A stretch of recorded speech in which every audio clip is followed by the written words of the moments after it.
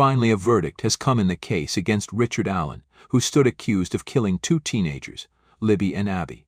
This is a case that gripped the nation, as this man hid in plain sight for years on end. The case became known as the Delphi murders, with a key piece of evidence coming from one of the girls' Snapchat account. On February 13, 2017, Libby and Abby disappeared while hiking through the Delphi historic trails. The following day, their bodies were discovered about 800 meters upstream from the Munnan High Bridge. Authorities identified a person of interest when they examined cell phone data, showing a man who later became known as the Bridge Guy. There was even audio that stemmed from the case, where a man can be heard saying "guys down the hill." The picture of this Bridge Guy was released to the public, but despite thousands of people seeing it, the bridge man was never identified. In September 2022, 5 years after the case, a volunteer worker sorted through tips. They flagged it with investigators, which led authorities to Richard Allen.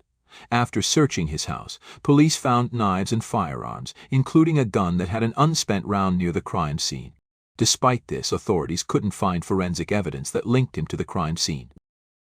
Before the trial, Allen's defense lawyers were going to argue that the teens were killed in a ritual sacrifice by members of Odinists, members of a white nationalist group who follow a pagan Norse religion. However, the judge ruled against it, stating that the defense failed to produce admissible evidence for the argument.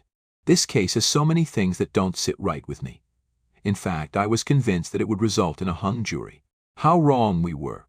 The jury spent about 19 hours deliberating before reaching a verdict. Richard Allen was emotionless as the verdict was read out. He was found guilty on all counts.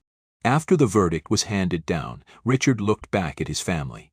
He is scheduled to be sentenced on December 20th and faces up to 130 years in prison.